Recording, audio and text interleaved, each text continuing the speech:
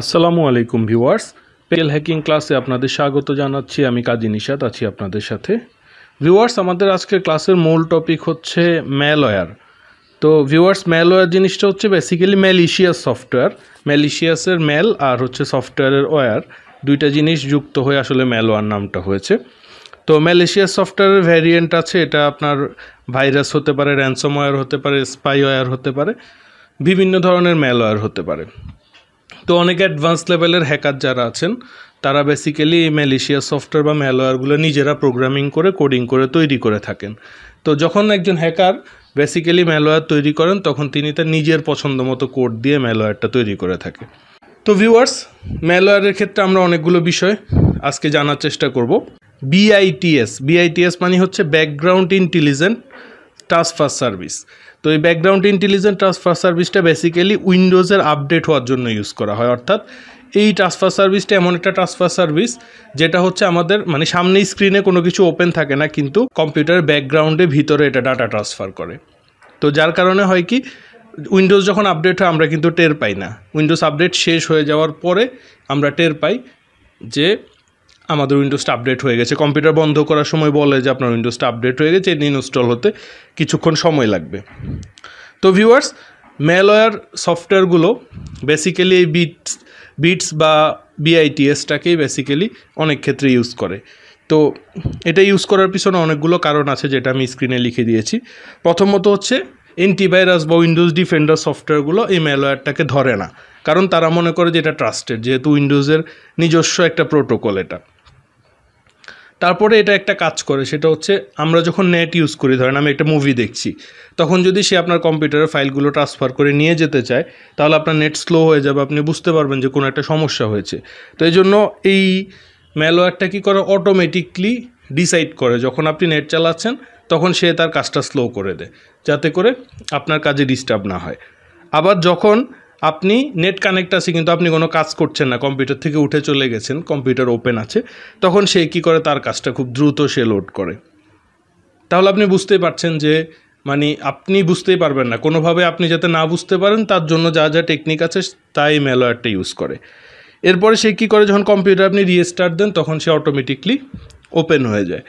আর lastly হচ্ছে, ধরেন সে 50% কাজ কমপ্লিট করলো, আপনি কম্পিউটার বন্ধ করে দিলেন, 2 দিন পরে কম্পিউটারটা ওপেন করলেন, সে কী করবে, ওই জায়গা থেকে বাকি কাজটুকু করবে। তার মানে আর তাকে আবার প্রথম থেকে কিন্তু শুরু করতে হচ্ছে না। আশা করি বুঝতে পেরেছেন এই বিআইটিএসটা ইউজ করে কীভাবে ম্যালওয়্যারগুলো আপনার ডাটা ট্রান্সফার করে নিয়ে যেতে পারে। তো ভিউয়ার্স, এই ম্যালওয়্যার থেকে রক্ষা পাওয়ার জন্য আপনাকে যেটা করতে হবে, আপনার নেটওয়ার্কে আসলে কি কি ডাটা আদান প্রদান হচ্ছে এটা ট্র্যাকিং করতে হবে। তো এটা ট্র্যাকিং করার জন্য আপনি যে কোনো একটা network protocol analyser software use করতে পারেন, যেমন ওয়ারশার্ক আছে। এই সফটওয়্যারটা ইনস্টল করলে আপনি দেখতে পারবেন যে আপনার কম্পিউটারে ডাটা কোথায়, কোন আইপি দিয়ে কোথায় কানেক্ট হচ্ছে, কোথায় যাচ্ছে, তাহলে আপনি এর কার্যক্রমগুলো ধরতে পারবেন। আর যারা মোবাইল ইউজার আছেন তারা অনেকগুলো অ্যাপস আছে, যেমন নেটওয়ার্ক ইউটিলিটিস, এরকম অনেকগুলো অ্যাপস আছে যেগুলো দিয়ে আসলে ব্যাকগ্রাউন্ডে ডাটাগুলো আসলে চেক করা যায়। ভিউয়ার্স, কিছুদিন আগে একটা জিনিস খুব মানে পত্রপত্রিকা এসেছিল যে এই যে আমাদের যে অ্যাপস আছে পাঠাও অ্যাপসটা আমাদের পার্সোনাল ডাটা, ফোন নাম্বার, এই জিনিসগুলো কিন্তু ট্র্যাক করে নিয়ে যাচ্ছে। তো এটা যারা ডিজিটাল সিকিউরিটি কনসালটেন্টরা যারা ধরেছিল তারা আসলে কিভাবে ধরেছিল, এই যে এই ধরনের ট্র্যাক অ্যাক্টিভিটিসের সফটওয়্যারগুলো দিয়ে তারা দেখেছে যে এই অ্যাপসটা ডাটা ট্রান্সফার করে নিয়ে যাচ্ছে, তখনই তারা এগুলো স্ক্রিনশট সহকারে বিভিন্ন ক্ষেত্রে বিভিন্ন জার্নালে বিভিন্ন জায়গায় পাবলিশ করেছে। তো বেসিক্যালি আপনারা আসলে বিষয়টা আশা করি বুঝতে পেরেছেন। এখন আসেন ভিউয়ার্স, আমি একটা ম্যালওয়্যারের ডিটেলস বলবো। এটা অনেক বছর আগে, মেবি 2001-2 সালের দিকে on the fly, VVS on the fly নামে একটা ভাইরাস খুব ছড়িয়ে গিয়েছিল। তো এটা করেছিল হচ্ছে 20 বছর বয়সী একজন হ্যাকার, যে প্রচুর পরিমাণ কম্পিউটার হ্যাক করে ফেলেছিল। তো সে কী করেছে, এই যে দেখেন এখানে আন্না নামে একজন টেনিস প্লেয়ারের ছবি, এই ছবি দিয়ে সে মেইল করেছিল। তো এখানে একটা কথা বলা হয়েছে যে ধরেন একটা নারীর ছবি দিয়ে যদি পুরুষদেরকে মেইল করা হয় তাহলে 50%ই এই ছবিটা ক্লিক করে ওপেন করে বড় করে দেখতে যাবে। তো ক্লিক যখনই করবে তখন আর এটা বড় হয়ে দেখতে পারবে না, ক্লিক করলেই তার একটা লিঙ্কে প্রবেশ হয়ে ম্যালওয়্যারটা ইনস্টল হয়ে যাবে। আশা করি ভিউয়ার্স বুঝতে পেরেছেন। তাহলে লিঙ্কে কিভাবে ক্লিক করায় মানুষকে, কোনো একটা লোভনীয় অফার, লোভনীয় প্রপোজাল কিছু একটা দিয়েই লিঙ্কে ক্লিক করায়, ঠিক আছে। এরপর আমি লিঙ্ক ক্লিকের আরেকটা এক্সাম্পল দিচ্ছি। এখানে ভিউয়ার্স একটা লিঙ্ক দেখা যাচ্ছে google.com/thearbi লেখা, দেখে মনে হচ্ছে যে এটা কি গুগলের লিঙ্ক। আসলে কিন্তু ভিউয়ার্স এটা গুগলের লিঙ্ক না, কারণ হচ্ছে এখানে দেখেন আরবিতে কিন্তু আমরা জানি যে ডান দিক থেকে বাম দিকে পড়া হয়। তো এখানে হয় কি, এই যে লিঙ্কটা এটা কিন্তু বেসিক্যালি মূল লিঙ্ক হচ্ছে ডান পাশে যে আরবি অংশ আছে এটা, আর লাস্টে google.comটা হচ্ছে কিন্তু পরে আছে, কিন্তু আরবিতে ডান দিক থেকে বামে হওয়ার কারণে google.comটা ডান পাশে এসেছে। তো এই ধরনের লিঙ্ক ফেসবুকে দিলে ফেসবুক এখন ব্লক করে দেয়, তারপরেও এরকম লিঙ্ক দিয়েও হ্যাকিং পসিবল। তো বেসিক্যালি হচ্ছে টেকনিকগুলো আপনাদেরকে জানানো। হ্যাকিং জিনিসটা হচ্ছে বেসিক্যালি সায়েন্স এবং আর্টসের সমন্বয়। এটা যেমন একসাথে আপনার কৌশলে এক্সপার্ট হতে হবে, পাশাপাশি এটাকে একটা শিল্পের পর্যায়ে নিয়ে যাওয়ার জন্য আপনাকে নতুন নতুন আইডিয়া ইমপ্লিমেন্ট করতে হবে এর ভিতরে, যে আইডিয়া আগে কেউ চিন্তা করেনি। এরকম কিছু একটা আইডিয়া ইমপ্লিমেন্ট করলে আপনি এক্সপার্ট হ্যাকার পাশাপাশি এক্সপার্ট টেকনিকগুলো জানতে পারবেন। তবে কথা হচ্ছে আইডিয়া ইমপ্লিমেন্ট করতে হলে আপনার ওই আইডিয়াটা বাস্তবায়ন করার জন্য আপনার তো পর্যাপ্ত পরিমাণ টেকনিক্যাল নলেজ থাকতে হবে, সেটা প্রোগ্রামিং এবং নেটওয়ার্কিং, যেটা আমরা এই কোর্সের একদম শুরুর দিকে আপনাদেরকে বলেছিলাম। তো ভিউয়ার্স, এরপরে যেটা দেখবো র্যানসমওয়্যার অ্যাটাক। র্যানসমওয়্যার অ্যাটাকটা বর্তমানে অনেকেই শিকার হয়, যেটা আমরা আগেও কয়েকটা ক্লাসে র্যানসমওয়্যার সম্পর্কে বলেছি, যে র্যানসমওয়্যার বেসিক্যালি আমাদের যে ফাইলগুলো আছে এই ফাইলগুলোকে এনক্রিপ্ট করে নষ্ট করে ফেলে। তখন আমরা এই ফাইলটা উদ্ধার করতে হলে ওদেরকে টাকা দিতে হবে, এরকম একটা মেসেজ শো করে। তো ভিউয়ার্স, আমরা আগের একটা পর্বে সাজেস্ট করেছিলাম যে র্যানসমওয়্যার যদি আপনাকে আক্রমণ করে আপনি টাকা দিবেন না। তো ভিউয়ার্স, এখানে দেখেন র্যানসমওয়্যার যখন আপনাকে আক্রমণ করে তখন সে আপনার অরিজিনাল ফাইলটা ডিলিট করে দিয়ে এনক্রিপ্টেড ফাইলটা কম্পিউটারে রেখে দেয়। তো ভিউয়ার্স, এটাই হচ্ছে মজার বিষয়। আপনার অরিজিনাল ফাইল যেহেতু সে ডিলিট করে দেয়, আপনি কিন্তু জানেন ভিউয়ার্স কম্পিউটার থেকে ডিলিট করা ফাইল কিন্তু আবার রিকভারি সফটওয়্যার দিয়ে রিকভার করে নেওয়া যায়। সো এটাই হচ্ছে মজার বিষয়। আর পাশাপাশি এই যে দেখেন ভিউয়ার্স, লাস্টে নামের শেষে একটা এক্সটেনশন কিন্তু এক্সট্রা যোগ হয়ে যায়। এই এক্সটেনশন নিয়ে আপনি গুগলে যখন সার্চ করবেন তখন আপনি দেখতে পারবেন যে এই র্যানসমওয়্যার থেকে উদ্ধার পাওয়ার জন্য বিভিন্ন পদ্ধতিগুলো বিভিন্নজন লিখে রেখেছে। ঠিক আছে, তাহলে আপনি এই এক্সটেনশনের নামটা দিয়ে সার্চ করে এই র্যানসমওয়্যার কবে থেকে আক্রমণ করছে, কী বিষয় আসে, এর টোটাল হিস্ট্রিগুলো জানতেও পারবেন, পাশাপাশি উদ্ধার পাওয়ার পদ্ধতিগুলোও জানতে পারবেন। তবে এই র্যানসমওয়্যারগুলো আরেকটা মজার কাজ করে, সেটা হচ্ছে এই র্যানসমওয়্যার যখন আপনার কম্পিউটারে ঢুকে তখন যেসব ওয়েবসাইট থেকে এই র্যানসমওয়্যারের ফাইলগুলো পাওয়া যায় ওসব ওয়েবসাইটগুলোর হোস্টগুলো ব্লক করে দেয়। আমরা কম্পিউটারে যখন আমাদের সিস্টেম ফোল্ডারের মধ্যে সিস্টেম 32, তার ভিতরে ড্রাইভার্স, তার ভিতরে ইটিসি, তার ভিতরে হোস্ট, এই ফোল্ডারের ভিতরে একটা ফাইল থাকে হোস্ট নামে। এই হোস্ট ফাইলটার ভিতরে আমরা যখন কোনো একটা ওয়েবসাইটের আইপি লিখে দিই বা ওয়েবসাইটের ডোমেইন নাম লিখে দিই, তখন আমার কম্পিউটার থেকে আর ওই ওয়েবসাইটে ব্রাউজ করা যায় না। তো এই র্যানসমওয়্যার কী করে, আপনার কম্পিউটারের ভিতরে এই যে সাইটগুলো যারা এসব র্যানসমওয়্যারের সলিউশন দিয়ে থাকে এসব সাইটগুলো সব ব্লক করে দেয়, যাতে আপনি সার্চ করে তার সমাধানটা খুঁজে বের করতে না পারেন। তাহলে বুঝতেই পারছেন এক একটা ভাইরাস বা এক একটা স্পাইওয়্যার ম্যালওয়্যার কত এক্সপার্ট, কত ধরনের থিঙ্ক করতে পারে। তো তাহলে আপনি কি করবেন, ওই যখন আপনি র্যানসমওয়্যারের শিকার হবেন তখন ওই কম্পিউটার দিয়ে সার্চ না করে অন্য কম্পিউটার দিয়ে সার্চ করে সলিউশনটা বের করে নিতে পারবেন। এরপর ভিউয়ার্স আমরা দেখব ওএস রুটকিট। রুটকিট জিনিসটা হচ্ছে কি, রুটকিট জিনিসটা খুব একটা মজার জিনিস। সেটা হচ্ছে basically continued privileged access to a computer, অর্থাৎ সে আপনার কম্পিউটারকে কন্টিনিউভাবে ইউজ করে যাওয়ার জন্য একটা প্রিভিলাইজেশন বা পারমিশন নিয়ে রাখছে, যাতে করে সে যখন তখন আপনার কম্পিউটারে যা তা করে নিতে পারবে। এটা কি করবে, এটা একটা সিস্টেম ফাইলের ভিতরে আপনার কম্পিউটারের মধ্যে পারমিশন নিয়ে রাখবে।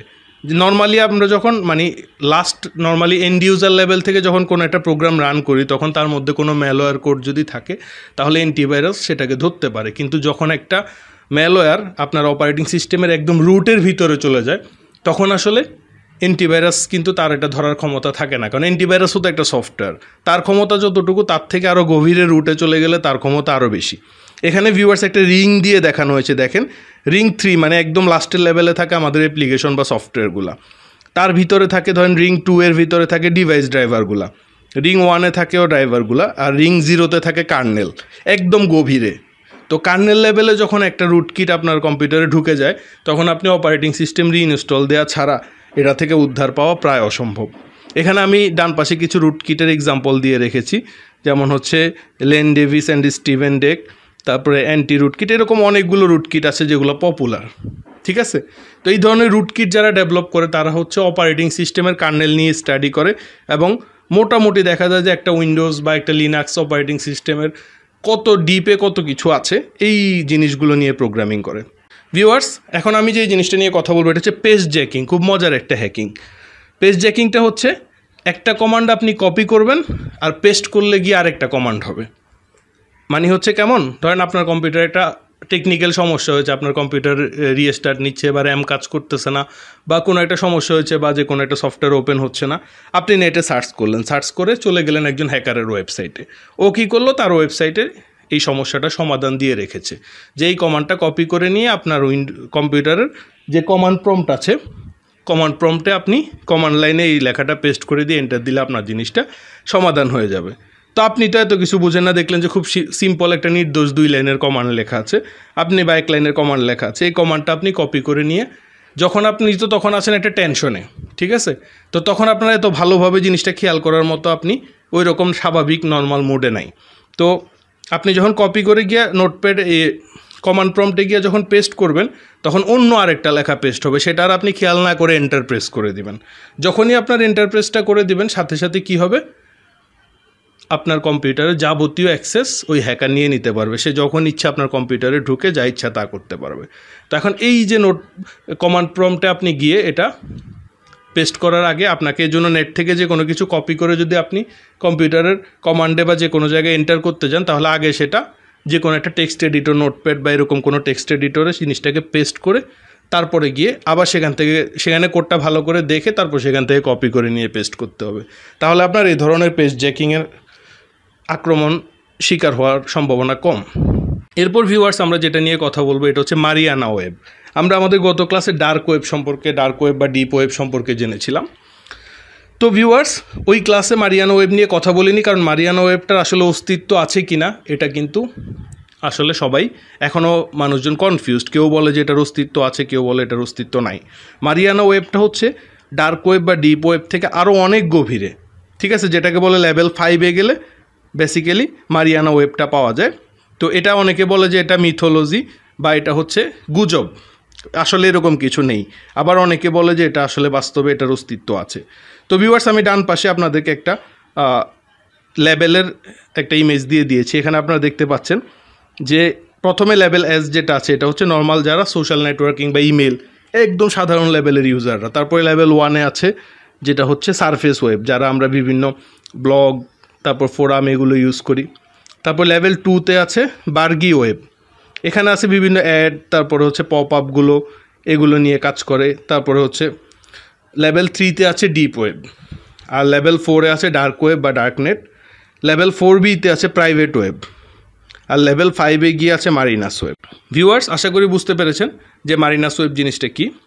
এরপর আসেন আমরা এক্সপার্ট একজন হ্যাকার হওয়ার জন্য আসলে আমাদেরকে কোন কোন ধাপগুলো অতিক্রম করতে হবে, যেটা আমি আপনাদেরকে একদম প্রথম ক্লাসেই বলেছিলাম যে প্রোগ্রামিং এবং নেটওয়ার্কিং আপনাকে অবশ্যই ভালো জানতে হবে এক্সপার্ট লেভেলের ইথিক্যাল হ্যাকার হওয়ার জন্য। তো আমি এখানে একটা স্টেপ দিয়ে দিয়েছি। প্রথমত আপনাকে লিনাক্স অপারেটিং সিস্টেমে কমফোর্টেবল হতে হবে।